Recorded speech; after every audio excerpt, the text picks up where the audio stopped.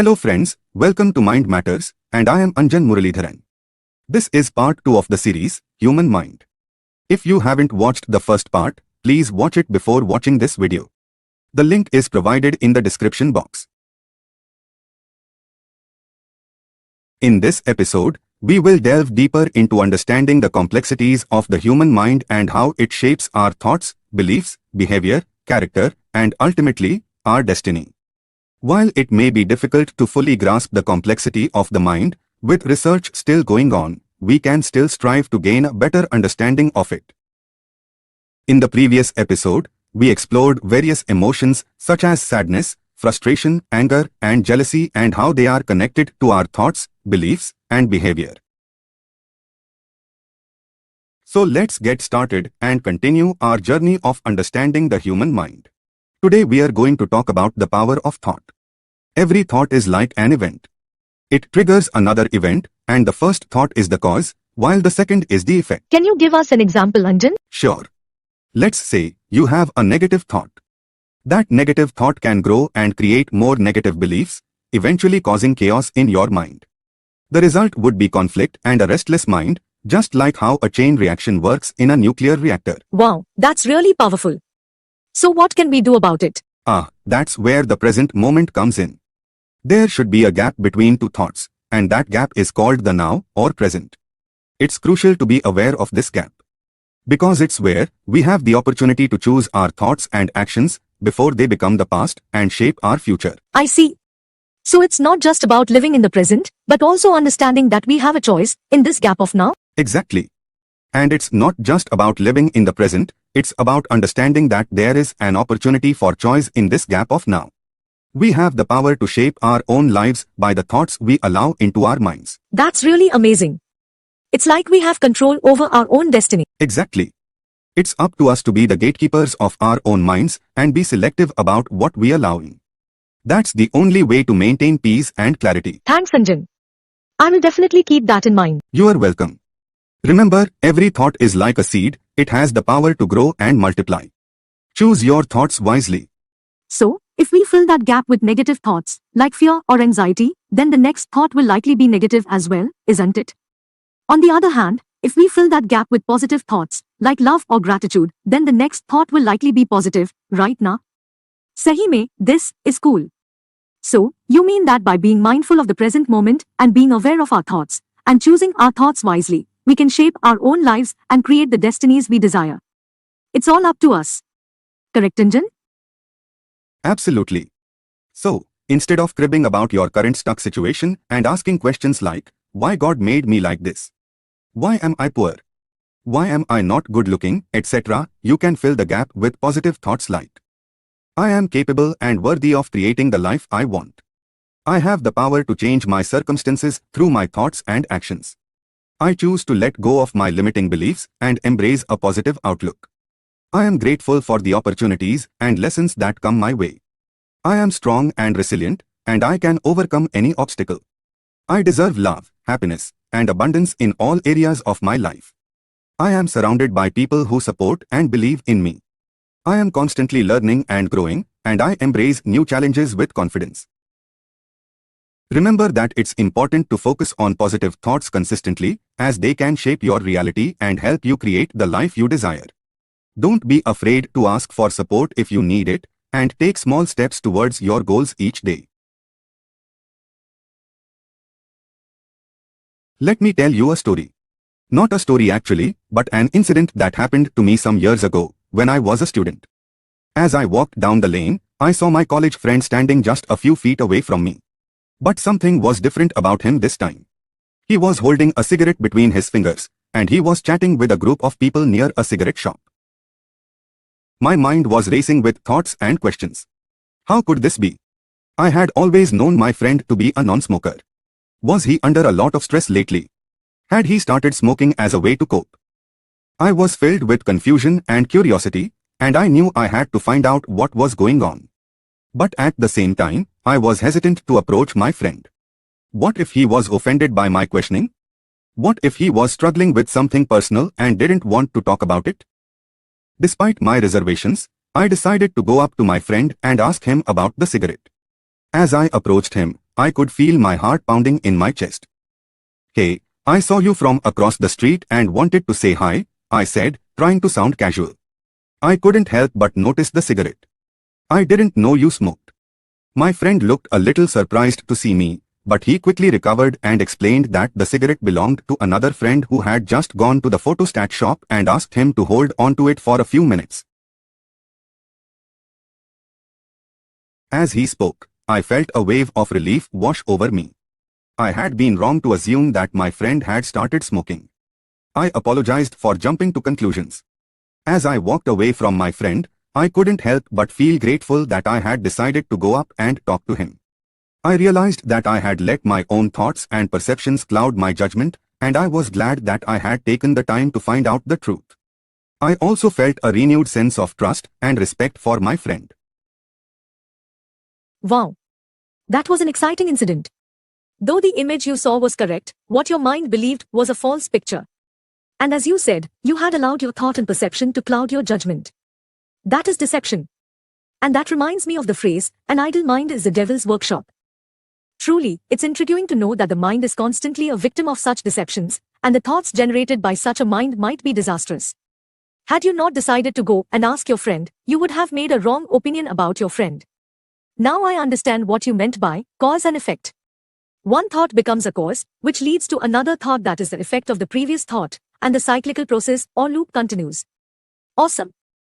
Yes. But is it like our mind always tends to associate everything with past experiences? Like, in my opinion, whatever we see, hear, taste, smell, or feel, we generally tend to link with our past experiences. For example, whenever I listen to a piece of new music, that either reminds me of some nostalgic events, or sometimes, I even feel that I have never heard such a piece of great music before. Absolutely. It is true that our mind naturally tends to associate everything that we sense with our past experiences. You have said many a time, "That reminds me," haven't you? That is association with past experience. But there are other factors also that impact our thought process.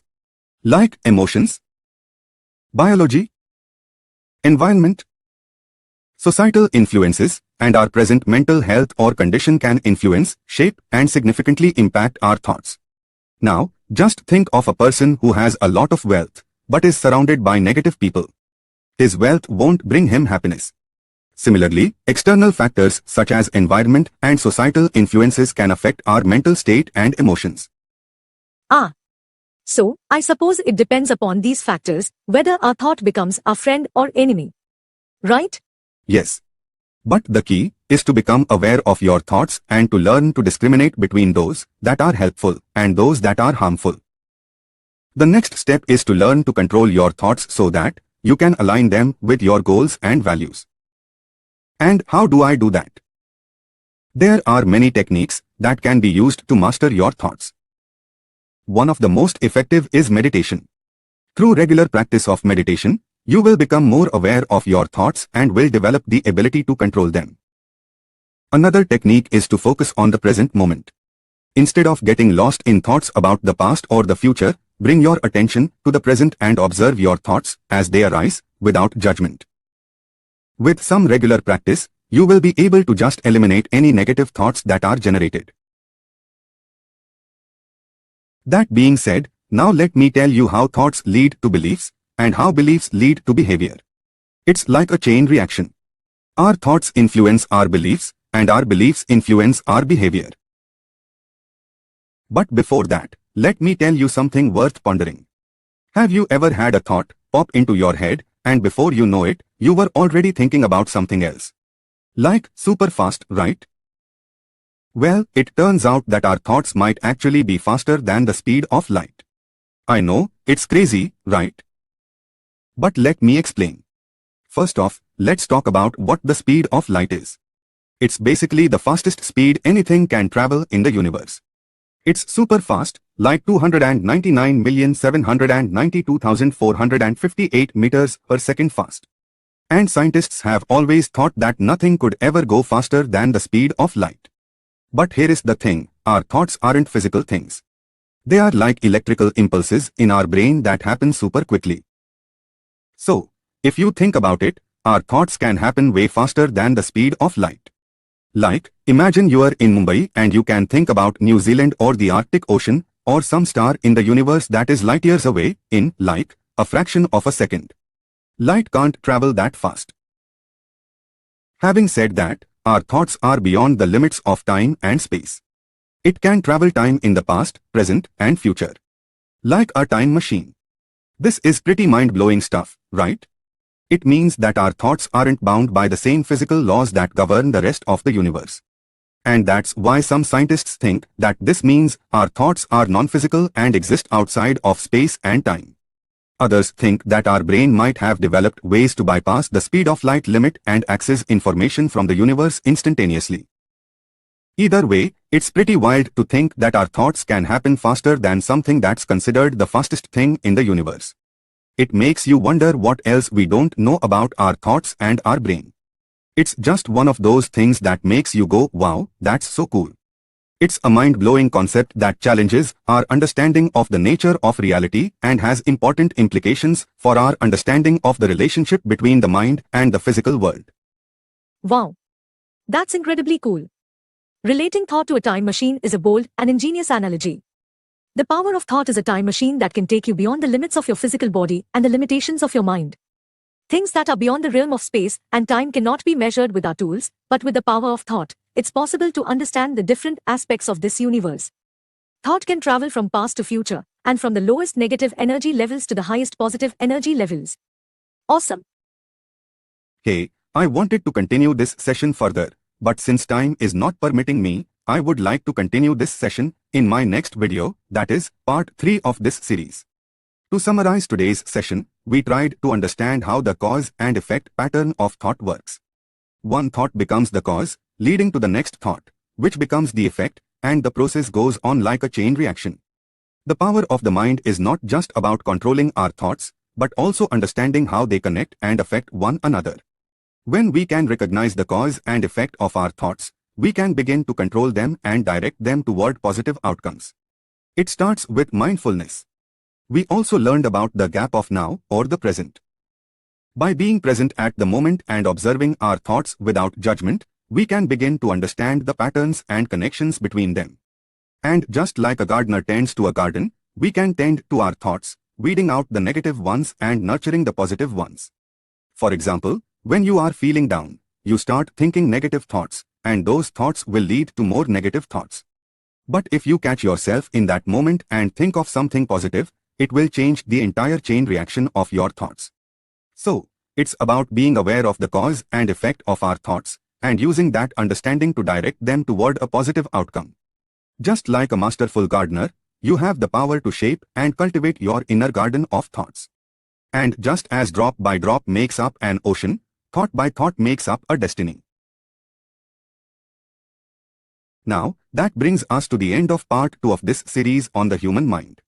But there is much more to come. So stay tuned. This is Anjan Muralidharan signing off. If you have liked this video, please subscribe to this channel and like and share the videos. Have a great day ahead.